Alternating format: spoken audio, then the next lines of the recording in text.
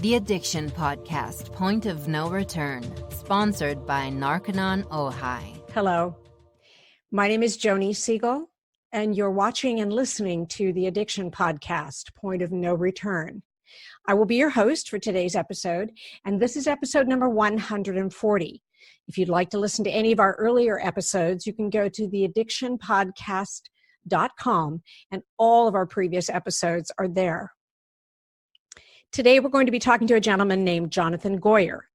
Jonathan Goyer has had a lot of wake-up calls since he started using heroin about 15 years ago. His dad died in 2004 from a heroin overdose, and in 2009, his brother died from one as well. Yet, both deaths did not deter Jonathan with continuing with his own drug habits. After many unsuccessful attempts at rehab treatment, he finally almost died, and then he became clean after that. Now, you may remember, if you've been listening to our podcast regularly, that we interviewed a lady named Alexis Johnson. Alexis was one of the recurring actresses in the TV series, kind of a drama documentary, and it was called 60 Days in Narcoland. Well, Jonathan Goyer actually played her partner in that television program. So without further ado, let's talk to Jonathan Goyer. So Jonathan, thank you so much for being on the podcast today. Thank you for having me. Well, I appreciate you sharing your story because I firmly believe that with all of the different stories that we tell, even though there are a lot of similarities with drug and alcohol addiction, there are also, everybody's an individual. And so what your story is may resonate with someone for whom no other story has resonated. So that's why I think it's so important that we continue to share these stories. Absolutely, and not just a story of addiction, but story of recovery, right? So if we've got 20, even more so. Yeah, you're absolutely right. If we've go ahead. So how did you get started on drugs? How feel like that's a loaded question. And I read it and I was a little bit appalled, but I thought, okay, I'm not going to say it until you tell me. So my I started very, very young, around the age of 7 or 8. I had an older brother who was 7 years older than me. And he started experimenting with marijuana as a teenager. And at the time, my mother was raising 2 boys alone. So that rendered her oftentimes working doubles, working weekends. And so me and my brother, I really relied on him to sort of, keep an eye on me and take care of me and stuff. And unfortunately, that's how I got entangled into using drugs. And as time progressed, I began to be introduced to other drugs as well, and into my teenage years. And ultimately, I ended up using with other family members as well, too, and friends, of course. Yeah, I read that you started at age 7, and it definitely gave me a chill because my oldest granddaughter is 6 and 6.5. And wow, so young. But I can also see that a 14-year-old is not necessarily in the position to make the best choices for his 7-year-old brother. So I can see how that might have happened. Absolutely. So what drugs did you then progress to? Well, of course, it originates with the marijuana use and experimenting with alcohol. I'm not sure that there's a drug that I haven't done, but I around the age of 16, really I settled into the regular use of cocaine and heroin. Okay.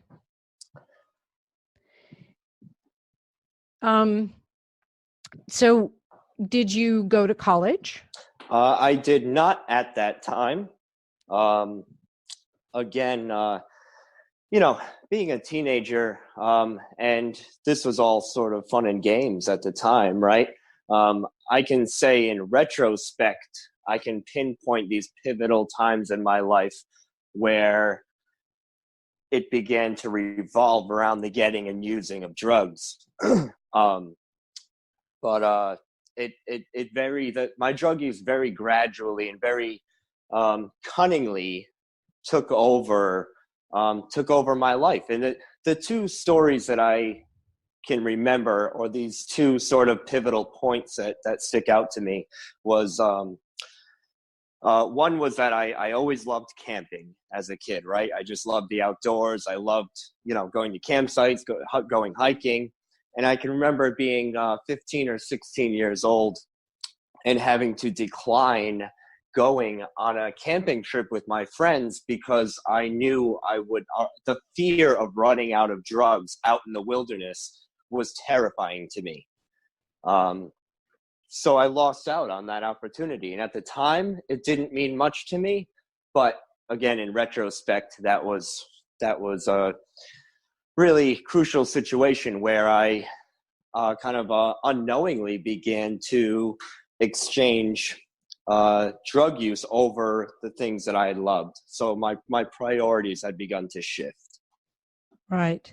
Yep. Was your mother aware of what was going on? Being that she was a single mother working as much as she was, I don't think she was aware to the extent of it. I think she always had suspicions, but I can imagine that's not anything that a mother can come to grips with easily. And she certainly at that point in her life didn't have a supportive network of anybody to rely on that had a similar experience, right? Or not at least that anybody was talking about at the time. Right.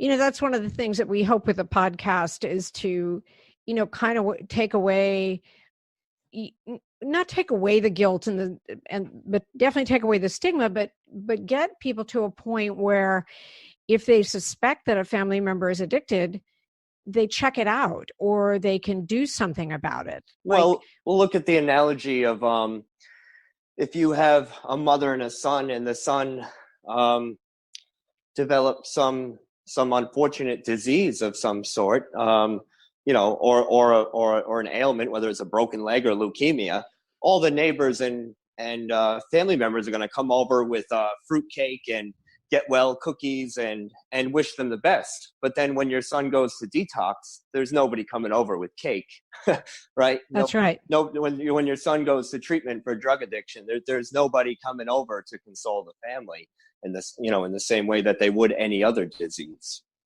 That's right. That's exactly right. And there is a tendency to want to hide it and be ashamed of it and, not reach out to get support and help. Absolutely. And it's, one of my favorite lines is that the opposite of addiction is not sobriety, it's connectedness. Right. Interesting. So living a life in addiction is a very, very isolating state to live in. And unfortunately, that oftentimes pours over to friends and family who have loved ones who are suffering. It can be very, very isolating for them as well, too.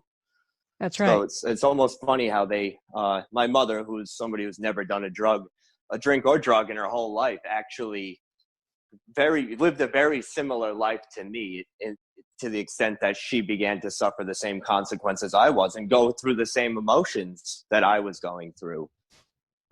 So it is very unfortunate. Yeah. Now, you weren't the only family member that was addicted, though. Correct. My brother was as well too, and as was my father, who was an alcoholic and struggled with drug use as well too. And I was born in 1987. To give the listeners some perspective here, so I'm 32 years old now. In 2004, at the age of 17, I lost my father to a fatal heroin overdose. And in 2009, at the age of 22, my brother passed away from complications of drug use as well. I'm sorry. I appreciate that. It's so it's something that's very, very relevant in my life and in my family's life as well too. And in 2013, just 4 years after my brother, I actually experienced a very serious overdose as well too, but my life was saved with Narcan. And fortunately, I've been able to turn my life around from that as I'm sitting here with 6 years in recovery. Very well done. That's a huge accomplishment. Definitely. Can you tell me what led to the overdose? My overdose. So it was, I had begun to become entangled in the judicial system throughout my active addiction. At my worst state, I was homeless, unemployable, about somewhere to the tune of $40,000+ in debt, and really, it's funny. When you hear about people in active addiction, and it's easy for one to speculate what that might be, or certainly offer suggestions on how somebody should get better. When I was living in that existence, and I say existence because it was not, it was no life to be had. I was just waiting to die. I had accepted the fact that I was going to die, and I actually almost embraced that, right? Where I was just waiting for the day. I had accepted it as fact to be, and I was merely just existing until that occurrence happened. So meanwhile, of course, getting entangled with the judicial system, and ultimately I was arrested, and I served some time in prison. And when I got out of prison, I was given the opportunity, the mandated requirement, I should say, to go to long-term residential treatment, which was a 90-day facility, which was really great for me to really build a foundation in recovery. And after graduating that facility, I actually went to go live in a recovery house. And what happened in that time of being in the recovery house, I began to look for a job and, try to start piecing my life together again. And I don't think people really realize how hard emotionally that can be. Because when you're using drugs, or alcohol, you're obviously not making the best decisions. And right. And during that time, there are often times where you're either robbing, cheating, or stealing. You're to say the least, you're not your best self. And right. And you make a lot of decisions that you regret. Now it's really easy when you're consuming drugs and alcohol on a daily basis to help you forget all of that, all of those shameful behaviors that you've done, all of that debt that you might be in, all of those decisions that you made, all of those people that you hurt. And then you come into recovery and you've got to face all of that. You've got to live with yourself, sober minded, and really take a glaring look at all of that stuff that you've done and own it. And that can be an overwhelming experience for somebody. In addition to that, you've got to go out and find a job, and and all this other regular life stuff, Yep. And I was becoming very overwhelmed as I couldn't find a job given my felony record. That one day I just threw in the towel. About 2 months into living in that recovery house, I threw in the towel, and I felt like I couldn't do it anymore. I felt like the world was against me, and that I just didn't have the strength to move on. So what happened in that moment was I ended up purchasing heroin, and this was on June 16th of 2013. And I went home to my recovery house. There wasn't anybody around at the time. And I, shame on me, but I proceeded to get high in the house. Now I say shame on me, but thank God I was in a recovery house, because moments later, and I don't know exactly how much time, but somebody came home and went to check on me and found me face down on the floor, overdosed. And very fortunately for me, all the residents of that house were trained in how to appropriately respond to an overdose and how to administer Narcan. And my life was saved by the residents in that very house. Wow. Now, Jonathan, you did other treatment programs, right? I have. Between the ages of 17 and 25, I had been to about, I lost count, but to the best of my recollection, about 38 different treatment admissions. Now that ranges from anything from going into a detox facility and maybe only staying for a day and then leaving, up to perhaps getting 1 or 2 months in sobriety and having a reoccurrence of use or relapse. So yes, this was definitely not my first time. Right.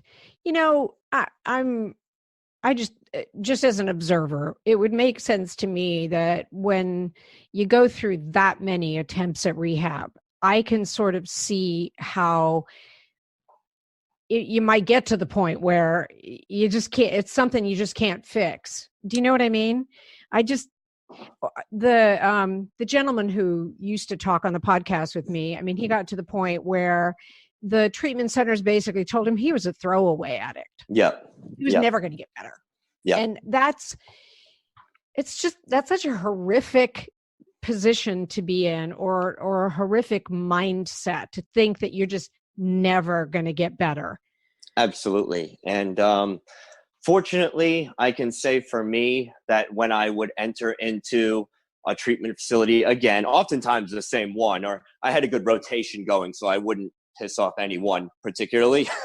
Right. So, right. Kind of. But and I know this might not be for everybody, but my personal story is that when I walked into the door, I was met with compassion and empathy for whoever was doing that intake. And I believe that really helped me, because if I didn't believe that I could get better, they believed that I could get better. And it was individuals like that are working on the front lines that really loved me until I could learn to love myself. And if that took 10 years, then that took 10 years. But here I am, doing it. So it's certainly kudos to all their efforts over the years. Well, I kudos to all their efforts. And I think also kudos to you. And, this is one of the points I like to make for the people who listen. If you've done, 2, 3, 4 treatment programs and it, quote, hasn't worked, unquote, there are other options out there. There are many pathways. Yes. And the thing is to just not give up, to not get to that mindset where I don't matter, I can't get better anyway, might as well end it all, because that's where we don't want you to go. That's where we don't want anybody to go. And we don't want families to experience, the loss of loved ones because of that. I mean, you lost 2 of your immediate family members to overdoses. Absolutely. And, Well, another thing too is having been in recovery now for the years that I have, and having watched people come into recovery and then leave or relapse and come back into recovery. I mean, I've known people that had 7 years sober and relapsed and came back, and their first 3 months back was a better quality living than the 7 years was previously. So, let that be a lesson to individuals that maybe they have 30 days in recovery and they relapse, or a year or 2 years. That what I strive for is quality of life, and if you lost time, although that can be devastating, most of the devastation associated with that is actually our disease of addiction convincing us that we're no good because we relapse. But the reality is that we can pick up any time and proceed with a life in recovery of better quality than we've ever lived before. That's right. That's exactly right. And that message has to be reiterated for, not only for people who are, using now or have used and relapsed, but also for their family members. Because I think, one of the things we've talked about on the podcast is that, is a lot of times family members and friends, they don't understand why you can't just stop. Yeah. Or they don't understand how come you relapsed. You were doing so well. Or why you have to go to those meetings every day, or anything like that. And it's funny because a lot of family members will approach me and say, how can they support, a loved one? And, it's funny, like my mother, when I was in treatment, my mother supported me by like bringing me cigarettes in treatment, right? Like that was like, a demand I put on her in contingency of me staying in treatment. But, that's classic addict mentality. But really though, to be a part of your family members' recovery is huge. I mean, when somebody gets 30 days free from drugs and alcohol, I mean, that is against all odds. That is a miracle. And that was a tremendous amount of work. So to set those milestones and celebrate them, much as you would a birthday, for example, right? Somebody, if your cousin or neighbor or coworker gets, a year clean and sober in sobriety and recovery, celebrate with them, acknowledge that, and, and pat them on the back. It's, that's something that we can do, just the acknowledgement and celebration of it goes a long way. Yep, exactly. So can you talk a little bit about 60 Days in Narcoland? We had Alexis Johnson on the podcast. Yep. And she talked a little bit about it, but can you talk a little bit about that experience? Sure. So, well, first of all, it wasn't anything that I sought out to do.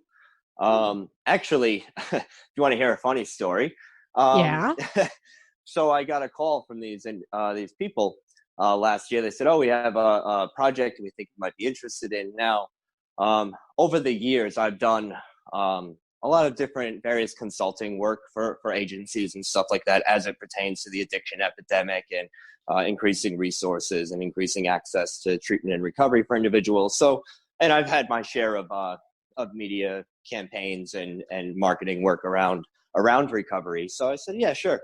So they started telling me about this kind of docu-series that they want to do. And I said, yeah, that sounds interesting. And they're asking my input, how do I think it would look, or what would work, what wouldn't work, or just asking me questions, kind of using me as a resource, right?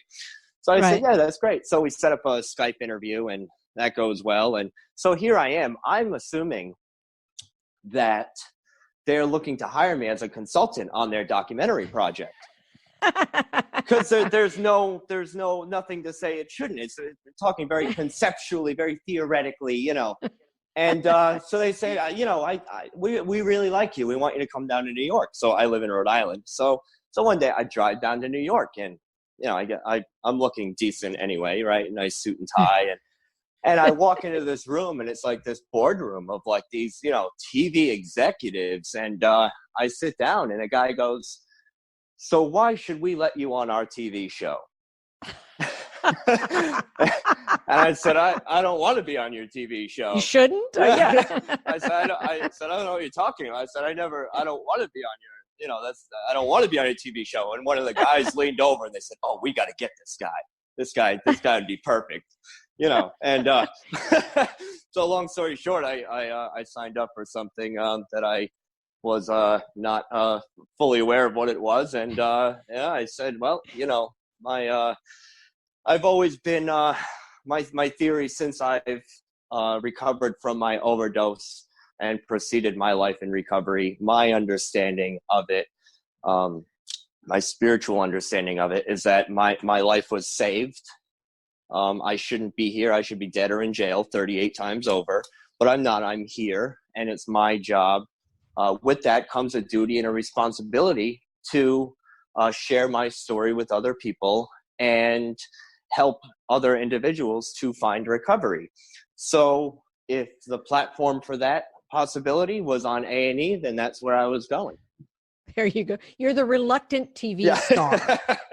Yeah. So, so it was, it's interesting. So I won't get into too much of the details. I know everybody's interested in how 60 Days In operates and all of that. But there were three things going on during the filming of this show. For me, here's my experience. I had my regular life. I'm Jonathan Goyer. I'm from Rhode Island. I work here. My friends are these people. My family are these people. And I'm still myself, right? So as I get shipped off to Kentucky, I'm trying to remain in contact with my regular life, right? part two is that I'm supposed to make this TV show. So now I'm so now I'm Jonathan, the advocate from Rhode Island, who's on this Narcoland TV show. And then part three was, those cameras weren't going 24/7. Part three was I'm some combination of the two where, I'm Jonathan Goyer from Rhode Island here to do a TV show, but I'm still living a very real life in Kentucky. Right. When I, go to the gas station in the morning and have the small talk with the cashier, like that's very real. It has nothing to do with my life in Rhode Island. It has nothing to do with the TV show, but it's a real life that I'm living in this moment in time. So it was very, very interesting to me. My contribution towards the show, I made it very known that my interest was to really survey the landscape of Kentucky, and meet individuals that were impacted by addiction and try to offer them help. So that was what I agreed to do, and that's what I stuck to. That's awesome. You are listening to the Addiction Podcast, Point of No Return.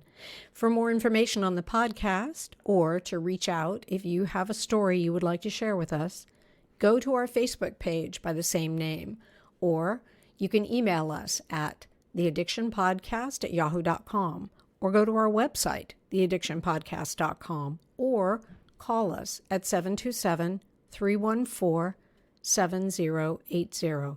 And please remember to subscribe to our podcast wherever you listen to podcasts and give us a 5-star review. For more information on our sponsor, Narconon Ojai, visit their website at narcononojai.org. That's NARCONONOJAI.org. Or call 1-866-231-5924. That's 1-866-231-5924. Sometimes, the hardest thing about getting someone into recovery is getting them to agree to treatment. Bobby Newman, a certified drug counselor with 30 years experience and an over 85% success rate as an interventionist, has created a series of 12 videos that you can use right now to learn every step to get your loved one to agree to treatment. Call 1-833-918-0008 today and say the word podcast to get a 10% discount. Or go to newmaninterventions.com and type in the word podcast for a 10% discount. This service comes with a free 1-hour consultation with Bobby. You got a couple people into treatment, didn't you? I did, yeah, into a type of treatment. Yeah, absolutely. So there were two individuals, Mike and Kristen, that were on the show that I spent a lot of time with. And actually, there were tons of Mike and Kristens out there that I had interacted with. And ton of really great people that I met. It was unfortunate to me that the television series decided to not go as far down the path that I went with it, and rather to just highlight that one individual story of those two. But right. I spent my time volunteering at a homeless shelter. That was just really, really fantastic. Wow. And the people I met, most of them were striving to be in recovery. What blew my mind, I think it was actually Kristen, though, that said it.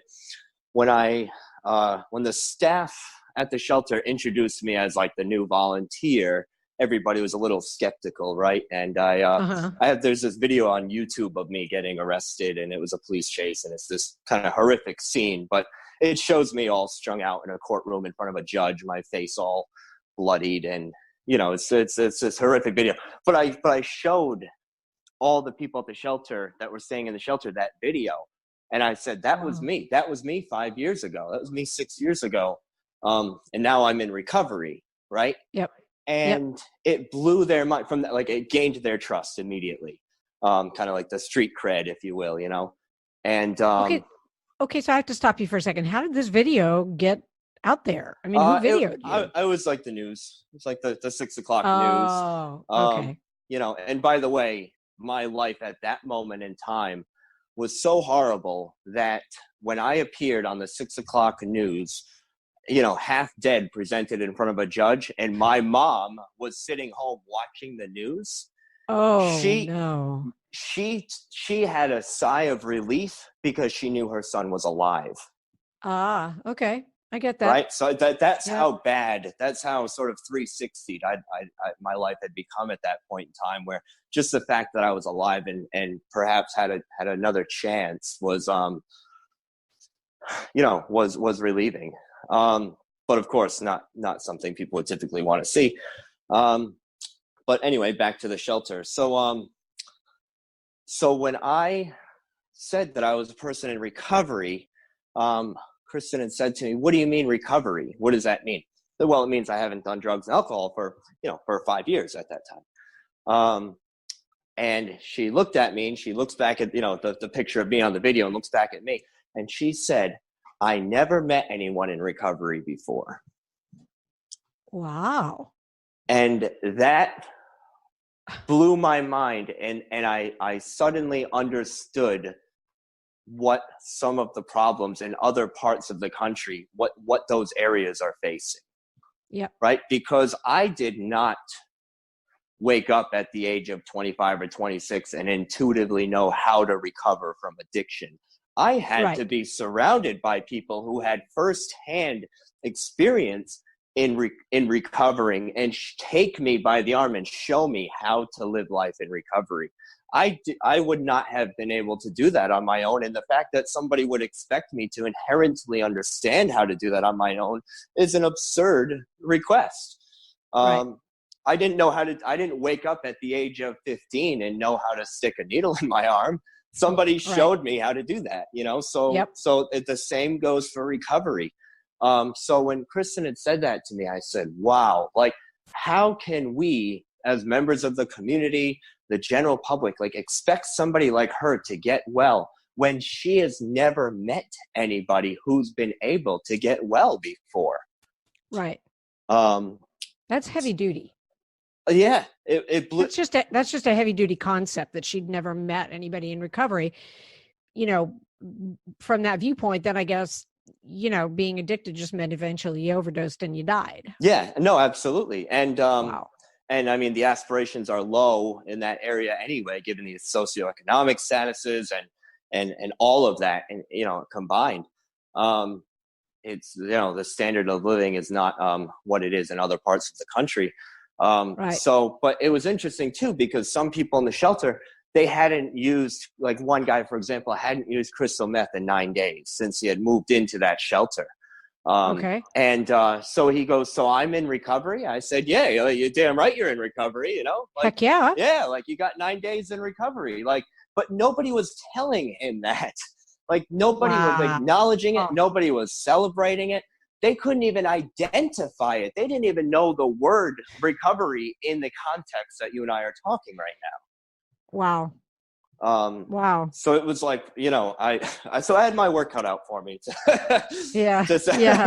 I can see that. To say the least. But it was just really, really great to be able to spend time with the guys and girls there and kind of show them what this recovery thing is all about, and show them that they can live a better way of life.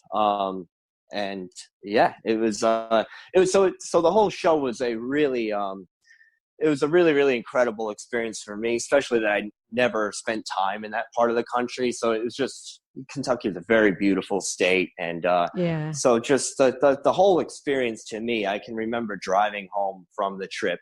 And I was there a little over 60 days, but I can remember driving home and just having this unbelievable capacity, this newfound level of gratitude that I didn't ever think was possible to obtain.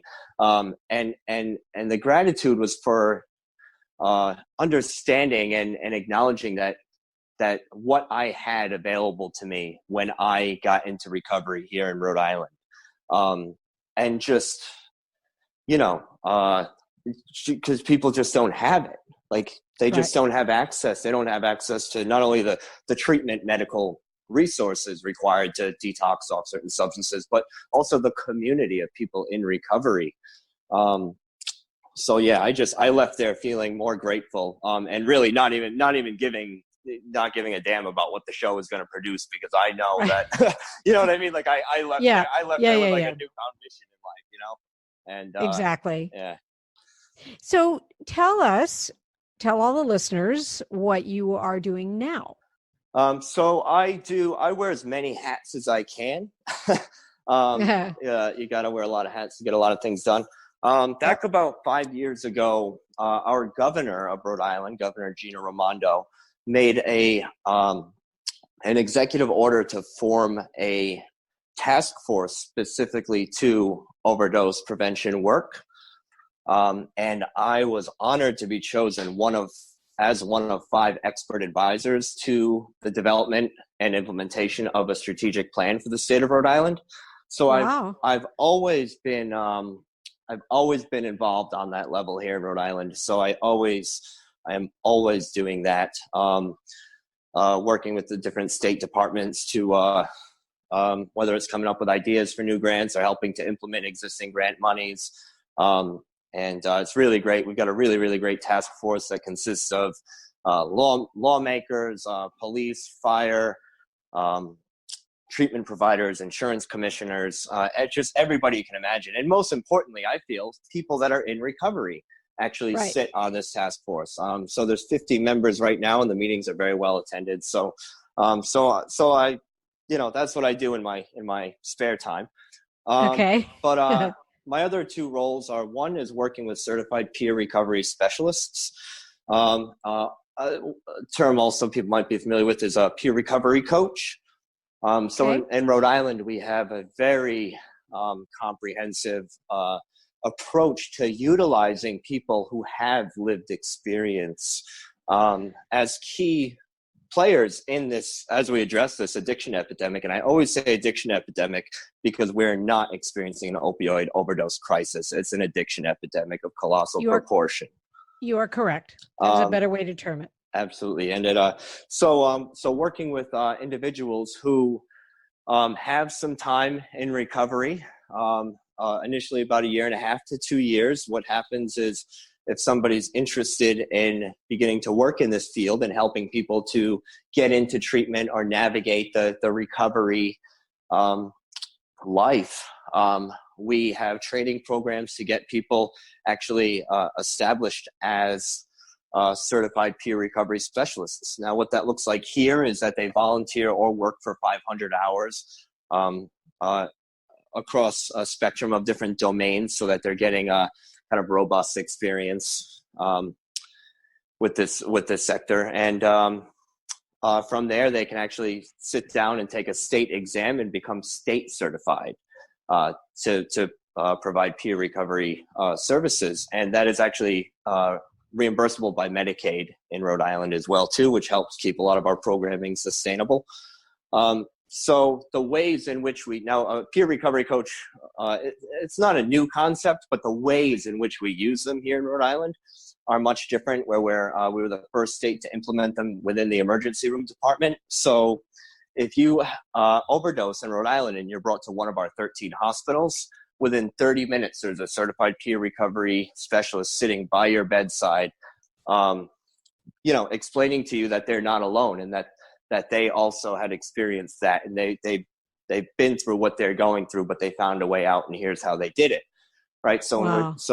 So that's a really great program that we've got in Rhode Island. We also have a lot of mobile outreach efforts happening too, where teams of peer recovery specialists are going out into the streets and engaging with individuals that are homeless or just around the community. And with that too, we do a lot of links to treatment, a lot of referrals to treatment, and a lot of Narcan distribution. We found that when we put our peers, when we give them the resources to distribute Narcan, people are much more receptive to receiving it. So about 35 to 40% of Rhode Island's total Narcan supply, and Narcan, by the way, is the medication used to reverse an opioid overdose. Right. about 35 to 40% of the Narcan is distributed by peers here in Rhode Island. And it's really, really great, because when you're walking down the street and you see somebody who appears to be homeless, and it's funny too, because people ask me, well, how do you know who to approach? It's like, well, when you live the life, you just know. So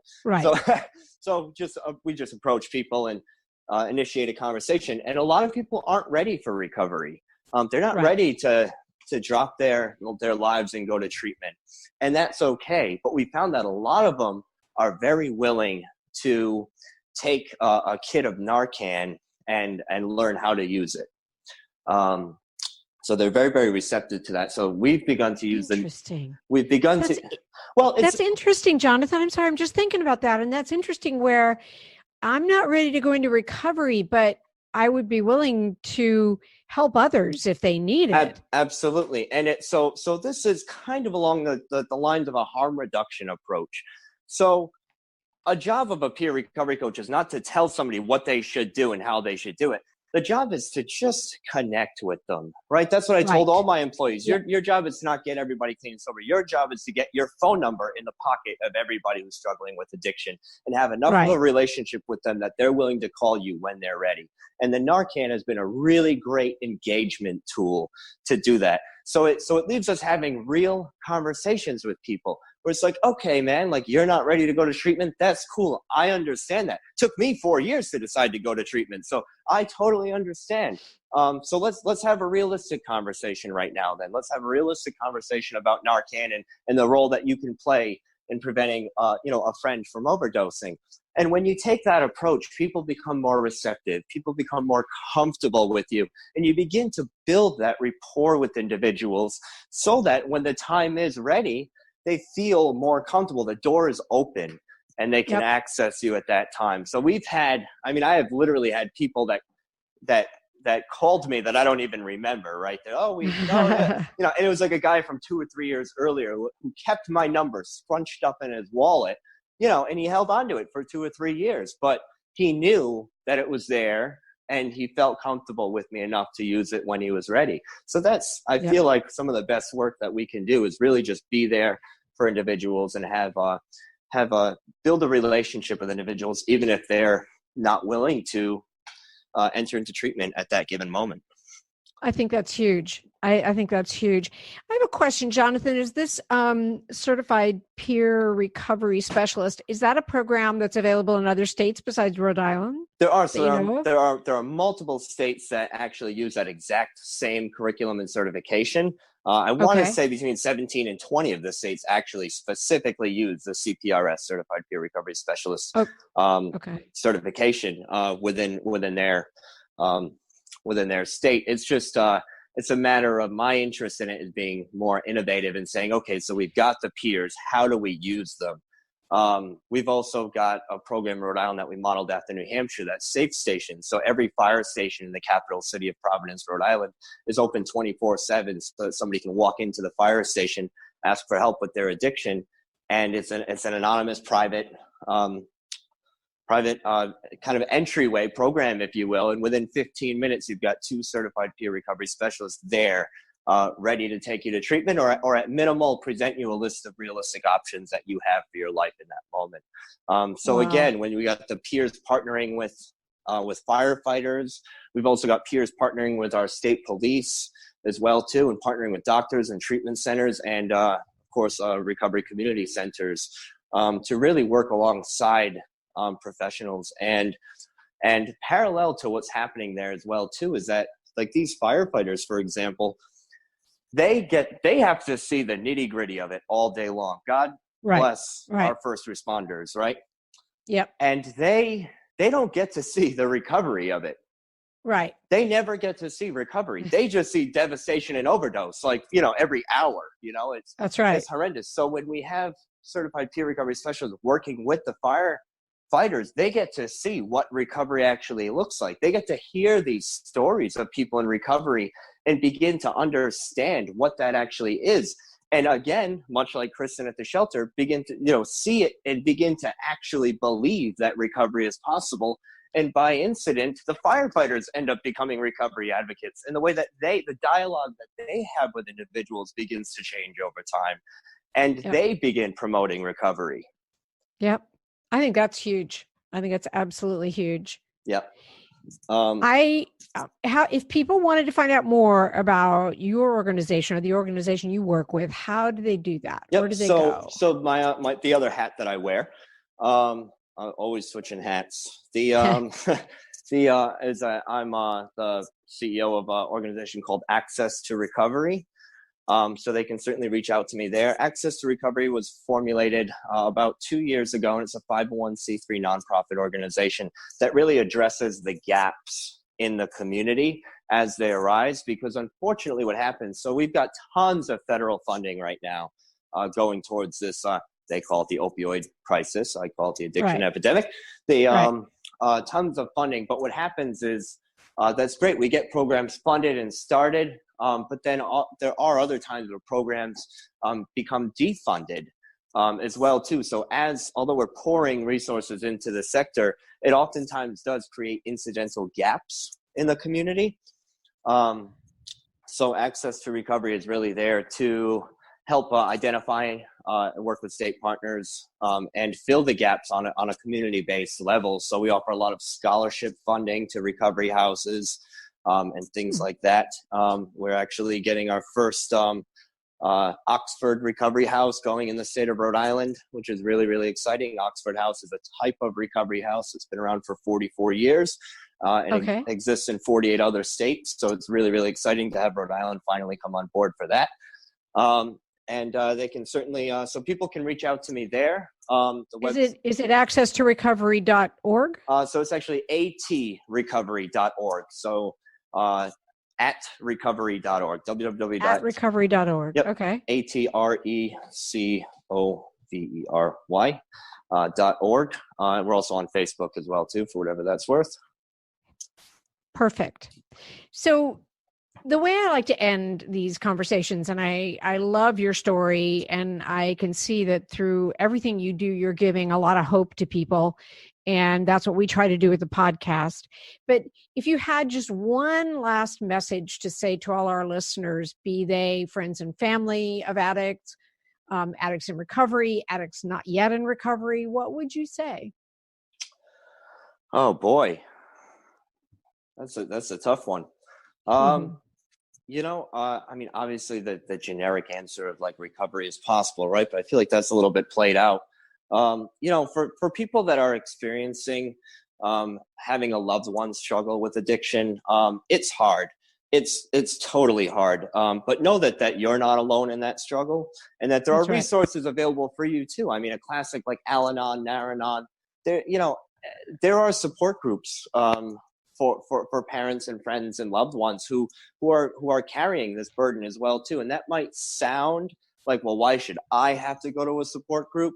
But it's not that you have to go; it's that you get to go.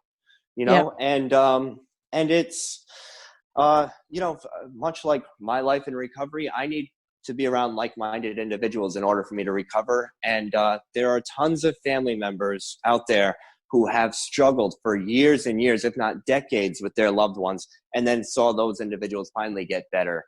So it's really important to keep yourself well during the time that somebody else is not, right? So I'll share this quick story with you. This is going to be a 5-minute wrap up I'm turning this into. But okay. But I literally, there was a mother that I knew who's used to call me all the time. Her son was downtown getting high, and she'd call me frantically multiple times a day. And I said, oh, I mean, I'll look for him when I'm down there, but I'm not a miracle worker, you know? And but she would go down there, and oh my God, I could just hear it in her voice. I could see it in her actions. She was going down there every day to try to find him. She'd find him. She'd give him money. She'd give him food. She just cared so much about him, and she just wanted him to be okay. Now, meanwhile, she starts going to work late, leaving early, taking an extra long lunch break, taking money out of accounts that she shouldn't be taking out of her accounts to support him. And so fast forward like 9 months later, the kid just decides to get clean one day and goes to treatment, right? by the time, some divine intervention beyond anything that you or I could do. And now he's sitting in treatment with a few days sober. He's in better shape than the mother is in, as she got fired from her job. She remortgaged her house.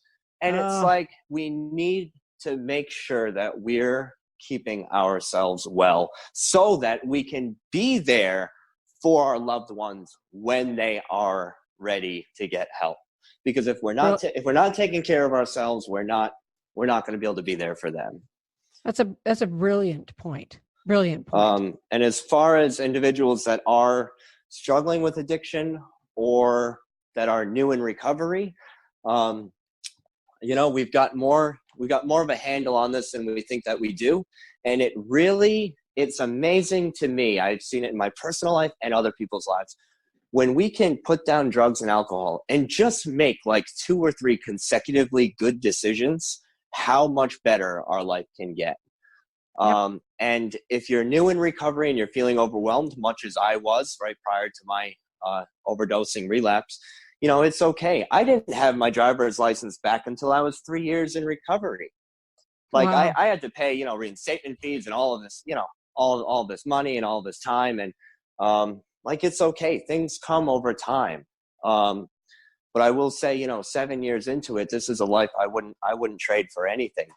And I understand now because I kept the faith that my life was going to be okay. And I kept myself surrounded by a strong network of people in recovery, that when things happen, although I might perceive them to be bad news at that given moment, that it's not. That in retrospect, I can say, oh, wow, that's why that happened that way. Because if this didn't happen, that wouldn't have happened and I wouldn't be where I am today.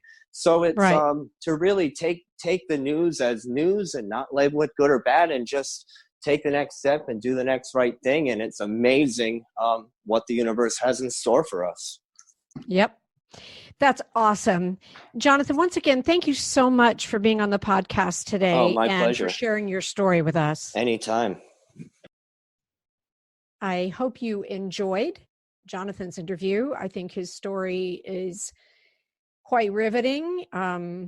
He definitely tried rehab more times than anybody else we've spoken to on the podcast. So that was pretty amazing. Before I end off, I wanted to share something with you. Back in August, we interviewed a mom named Erin Miller. And Erin's story was one about her son, who was a promising young hockey player with quite the career in his future. And he became addicted to drugs and died of a heroin overdose. Erin reached out to us recently because she wrote a book called Miller Strong, and her book is going to be available. By the time you listen to this podcast, you should be able to find it on Amazon, or you can go to www.millerstrongbook.com. We are right before the holidays, and once again, I'm going to give you the pitch to please get your loved one into treatment, or if you yourself are an addict, get into treatment. Do it now. The holidays are such a stressful time and can bring up all sorts of emotions that can be hard to handle. So please get your loved ones into treatment, and we will talk to you again next week. Thank you for listening. You have been listening to the Addiction Podcast, Point of No Return, sponsored by Narconon Ojai. For more information on Narconon Ojai, call 866-231-5924 or visit www.narcononojai.org. Narconon is a non-12-step rehabilitation program based on the works of L. Ron Hubbard.